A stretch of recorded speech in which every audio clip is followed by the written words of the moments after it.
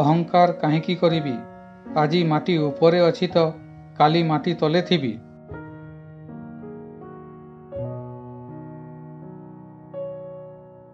ମରିବା ପରେ ତ ସମସ୍ତେ ଭଗବାନଙ୍କ ପାଖକୁ ଯାଇଥାନ୍ତି। ମହାତ୍ମା ତ ସେ ହୋଇଥାଏ ଯିଏ ମରିବା ଆଗରୁ ଭଗବାନଙ୍କ ପାଖକୁ ଯାଇଥାଏ।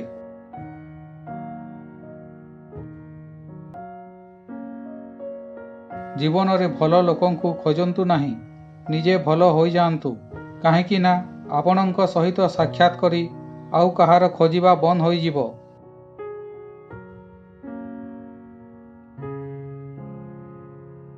ମୁଁ ଜୀବନରେ ବହୁତ ଲୋକ ଦେଖିଛି ଯାହାଙ୍କ ଦେହରେ କପଡ଼ା ନଥାଏ ଓ ମୁଁ ବହୁତ କପଡ଼ା ଦେଖିଛି ଯାହାଙ୍କ ଭିତରେ ଲୋକ ନଥାନ୍ତି।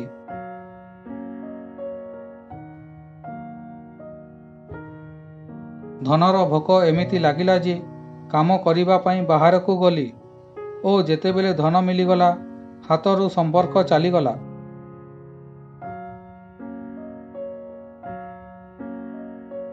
ଛୁଆମାନଙ୍କ ସହିତ ସମୟ ବିତାଇବା ପାଇଁ ସମୟ ନଥିଲା ଓ ଯେତେବେଳେ ସମୟ ମିଳିଲା ଛୁଆମାନଙ୍କ ପାଖରେ ସମୟ ନଥିଲା।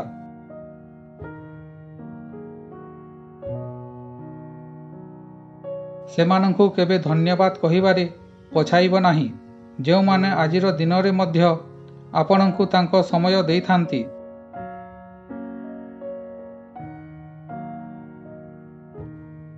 ମୃତ୍ୟୁ ସମସ୍ତଙ୍କୁ ଆସିଥାଏ କିନ୍ତୁ ବଞ୍ଚିବା ସମସ୍ତଙ୍କୁ ଆସିନଥାଏ।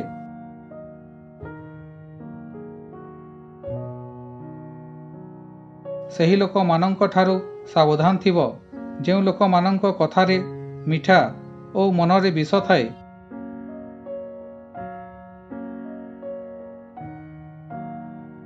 ଜୀବନର ସବୁଠାରୁ ବଡ଼ ଭୁଲ ସେଇଟା ହୋଇଥାଏ ଯେଉଁ ଭୁଲରୁ ଆମେ କିଛି ଶିଖି ପାରିନଥାଉ।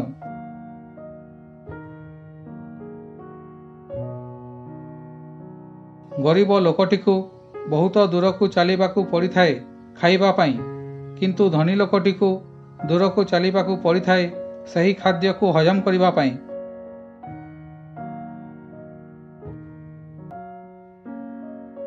କାହା ପାଖରେ ଖାଇବା ପାଇଁ ଖାଦ୍ୟ ନାହିଁ ତ ଆଉ କାହା ପାଖରେ ଖାଇବା ପାଇଁ ସମୟ ନାହିଁ।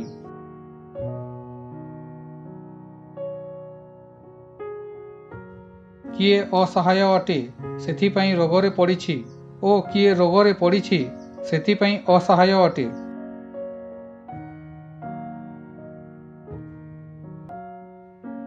କିଏ ନିଜ ଲୋକଙ୍କ ପାଇଁ ଖାଇବା ଛାଡ଼ିଦିଏ ତ ଆଉ କିଏ ଖାଇବା ପାଇଁ ନିଜ ଲୋକଙ୍କୁ ଛାଡ଼ିଦିଏ।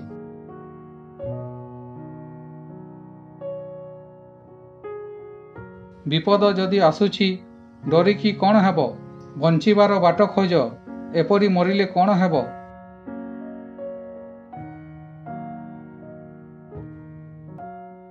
ଦୁନିଆ ଦରକାର ହିସାବରେ ଚାଲିଥାଏ। ଶୀତ ଦିନେ ଯେଉଁ ସୂର୍ଯ୍ୟର ଅପେକ୍ଷା କରାଯାଏ ଖରା ମାସରେ ସେହି ସୂର୍ଯ୍ୟଙ୍କୁ ତିରସ୍କାର କରାଯାଏ।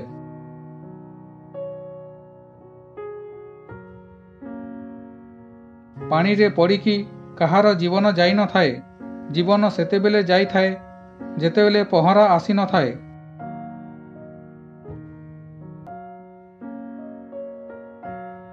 ପରିସ୍ଥିତି କେବେ ସମସ୍ୟା ହୋଇନଥାଏ, ସମସ୍ୟା ସେତେବେଳେ ହୋଇଥାଏ ଯେତେବେଳେ ପରିସ୍ଥିତିରୁ ବାହାରିବାର ବାଟ ଆସିନଥାଏ।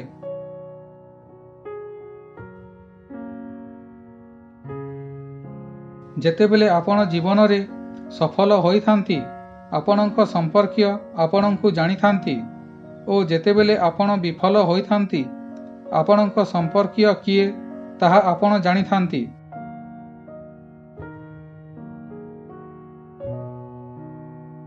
ଖୋଲିକି ହସନ୍ତୁ, କ'ଣ ଦୁଃଖ ଅଛି? ଜୀବନରେ ଟେନସନ୍ କାହାକୁ କମ୍ ଅଛି? ଭଲ କି ଖରାପ, ଏହା ତ ଏକ ଭ୍ରମ ଅଟେ। ଜୀବନର ନାମ ତ କେବେ ଦୁଃଖ ତ କେବେ ସୁଖ ଅଟେ।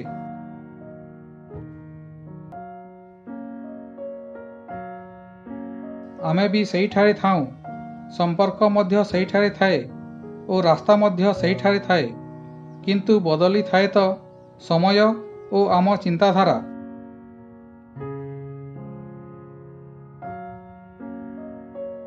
ଦୁନିଆରେ କେବଳ ମା ବାପା ଅଛନ୍ତି ଯେଉଁମାନେ ବିନା ସ୍ୱାର୍ଥରେ ଭଲ ପାଇଥାନ୍ତି।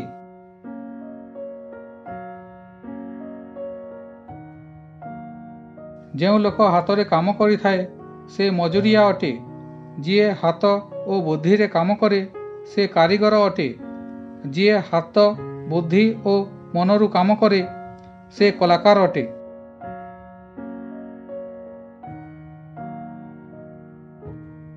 ଫଳ ଥିବା ଗଛ ଓ ବୁଦ୍ଧିମାନ ଲୋକ ସବୁବେଳେ ନଇଥାନ୍ତି, କିନ୍ତୁ ଶୁଖି ଯାଇଥିବା ଗଛ ଓ ମୂର୍ଖ ଲୋକ କେବେ ନଇ ନଥାନ୍ତି।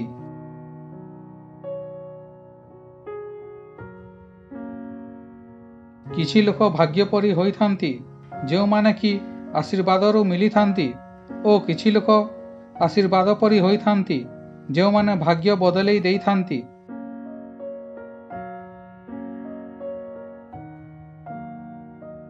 ଅନ୍ୟ ଲୋକଙ୍କ ବିଷୟରେ ସେତିକି କହନ୍ତୁ ଯେତେ ନିଜ ବିଷୟରେ ଶୁଣିପାରିବେ।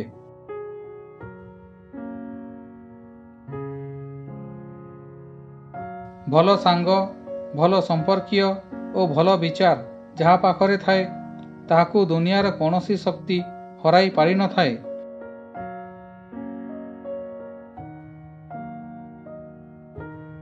ଆଖି କେବଳ ଦୃଷ୍ଟି ପ୍ରଦାନ କରିଥାଏ, କିନ୍ତୁ ଆମେ କେଉଁଠାରେ କ'ଣ ଦେଖିଥାଉଁ ତାହା ଆମ ମନର ଭାବନା ଉପରେ ନିର୍ଭର କରେ।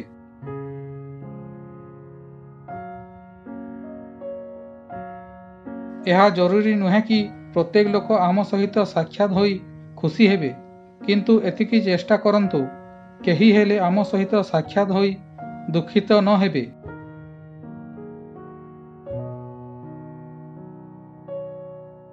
ଭଗବାନଙ୍କୁ ଯଦି ମାଗୁଛ ତାହେଲେ ଭଗବାନଙ୍କୁ ମାଗ, କାହିଁକି ନା ଯଦି ଭଗବାନ ତୁମ ପାଖରେ ଥିବେ ତାହେଲେ ଦୁନିଆ ତୁମର ହେବ।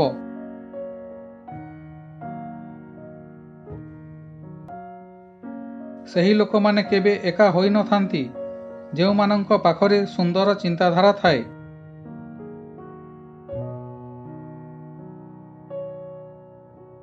ଅଧିକାଂଶ ସେହି ଲୋକମାନେ ଆମକୁ ଅବହେଳା କରିଥାନ୍ତି ଯେଉଁ ଲୋକମାନଙ୍କୁ ଆମେ ଦରକାର ଠାରୁ ଅଧିକ ଧ୍ୟାନ ଦେଇଥାଉଁ।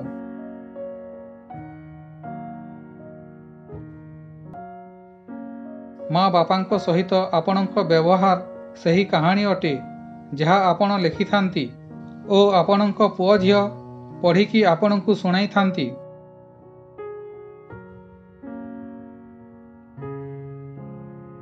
କାହାର ସତ ଓ ସ୍ନେହକୁ ତାହାର ମୂର୍ଖାମି ଭାବନ୍ତୁ ନାହିଁ, ନହେଲେ କେଉଁଦିନ ତୁମେ ସତ ଓ ସ୍ନେହକୁ ଖୋଜୁଥିବ ଓ ଲୋକ ତୁମକୁ ମୂର୍ଖ କହୁଥିବେ।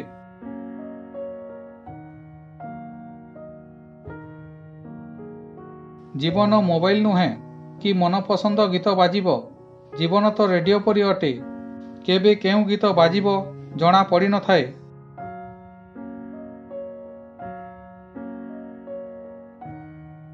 ଆଜିର ଭିଡ଼ିଓଟି କିପରି ଲାଗିଲା କମେଣ୍ଟ କରନ୍ତୁ। ଭଲ ଲାଗିଥିଲେ ଲାଇକ୍ ସେୟାର କରନ୍ତୁ। ପ୍ରଥମ ଥର ଦେଖୁଥିଲେ ସବସ୍କ୍ରାଇବ୍ କରି ବେଲ୍ ଘଣ୍ଟିକୁ ଅଲ୍ କରନ୍ତୁ। ପୁଣି ଦେଖାହେବ ଆଉ ଏକ ଭିଡ଼ିଓ ସହିତ। ଧନ୍ୟବାଦ।